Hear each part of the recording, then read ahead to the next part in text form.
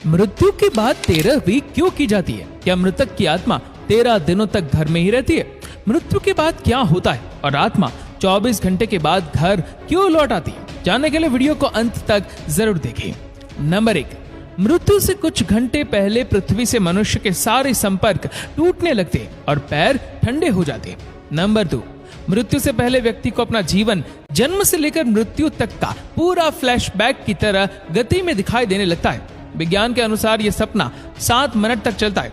उसके बाद मस्तिष्क काम करना बंद कर देता है और अंत में व्यक्ति सुनने की शक्ति खो देता है। फिर शरीर का नाड़ी चक्र बंद होने लगता है, जो कि शरीर और आत्मा का मिलन है, जो बंद होने से आत्मा शरीर से मुक्त हो जाती है। नंबर 3, लंबे समय तक शरीर में रहने के कारण आत्मा शरीर को छोड़ नहीं पाती है और कई बार शरीर में प्रवेश करने की कोशिश करती है, लेकिन असफल रहती है। जिस तरह हमारे लिए किसी की मृत्यु को स्वीकार करना मुश्किल होता है, उसी तरह आत्मा भी उसकी मृत्यु को अस्वीकार कर देती है।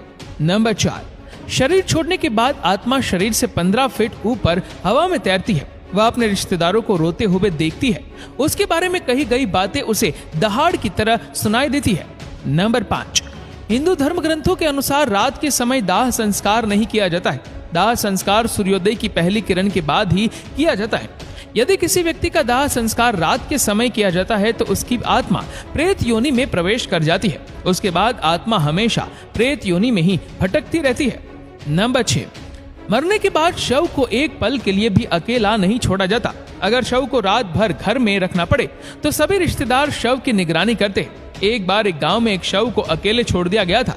कुछ क्षण बाद भूतों ने शव पर कब्जा कर लिया और शव ने पूरे गांव को जला दिया। गांव में हनुमान जी का एक मंदिर था, जो मृत शरीर पर भूत का साया था।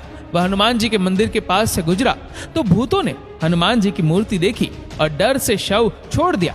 इसीलिए तब से शव को अकेले रखने की गलती कोई नहीं करता। नंबर 7, अंत में यमराज में यमदूत प्राण लेने आते हैं और मृत व्यक्ति के साथ वैसा ही व्यवहार करते हैं जैसा व्यवहार मृत व्यक्ति ने अपने पूरे जीवन काल में अन्य लोगों के साथ किया होता था। यदि मरने वाले ने अच्छे कर्म किए हो तो मृत्यु के समय कोई कष्ट नहीं होता और आसानी से प्राण हरे जाते हैं। लेकिन अगर कोई व्यक्ति पापी है, अगर उसने जीवन भर कई पाप किए तो उसे राक्षसों से बहुत यातना सहनी पड़ती है और वह तड़प तड़प कर मर जाता है। नंबर 8, फिर आत्मा को यमदूतों द्वारा एक चमकदार गुफा के माध्यम से यमलोक ले जाया जाता है। रास्ते में आत्मा को वैतरणी नदी पार करनी होती है। इस नदी में आग की लपटें होती है। अगर आत्मा ने अच्छे कर्म किए हैं तो वह आसानी से नदी पार कर सकती है, लेकिन पापी व्यक्ति को अत्यधिक पीड़ा और यातना का सामना करना पड़ता है और कष्ट उठाना पड़ता है। नंबर 9, फिर आत्मा को यमराज के सामने प्रस्तुत किया जाता है। फिर चित्रगुप्त यमराज के सामने व्यक्ति के पाप पुण्य का लेखा जोखा जांचते हैं और उसके कर्मों के आधार पर उसे स्वर्ग या नरक मिलता है। गरुड़ पुराण के अनुसार कुल 36 प्रकार के नरक होते हैं। इन नरकों में चित्रित यातनाएं बहुत भयानक होती है। नंबर 10, यदि कोई व्यक्ति आत्महत्या करके अपने प्राण त्याग देता है तो उसे अधिक कष्ट सहना पड़ता है, क्योंकि उसने जीवन के नियत समय से पहले ही प्राण त्याग दिए। ये शरीर हमारा नहीं है, ये किराए का घर है। इस शरीर को धारण करने से जीवन दुनिया में आता है। जब आत्मा शरीर छोड़ती है तो शरीर नष्ट हो जाता है। मानव शरीर 5 तत्वों से बना है और अंत में 5 तत्वों में विलीन हो जाता है और आत्मा अपने कर्मों के अनुसार स्वर्ग या नरक की यात्रा पर निकल जाती है। नंबर 11, गरुड़ पुराण के अनुसार हमारे वास्तविक जीवन में किए गए कर्म ही व्यक्ति को स्वर्ग या नरक की प्राप्ति कराते हैं। लेकिन यदि कोई साधु, संत या तपस्वी है तो ऐसी पवित्र आत्मा को मोक्ष की प्राप्ति होती है। नंबर 12, सबसे बड़ा सवाल यह है कि हमें ये सब बातें कैसे पता चलती है?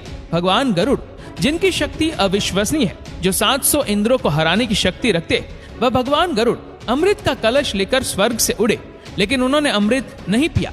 फिर भी भगवान गरुड़ अमर होने का वरदान मिला। गरुड़ भगवान को नहीं पता मृत्यु के बाद क्या होता है, इसीलिए जिज्ञासावश उन्होंने भगवान श्री हरि नारायण से एक प्रश्न पूछा और इस ज्ञान को हम गरुड़ पुराण के नाम से जानते हैं। भगवत गीता में श्री कृष्ण ने कहा है, आत्मा न तो जन्मती है और न ही मरती है। आत्मा केवल वस्त्र की तरह एक शरीर से दूसरे शरीर में जाती है। केवल शरीर नष्ट होता है, आत्मा नहीं। शरीर नाशवान है, आत्मा अमर है। जीवन हमेशा मृत्यु का चक्र है, इसीलिए मरने से पहले मत मरो, मौत से पहले कभी मत मरो। अंतिम समय में राम नाम सत्य है, इसीलिए बोला गया, क्योंकि राम संपूर्ण जीवन का सार है। श्री राम सर्वश्रेष्ठ है, राम सत्य है।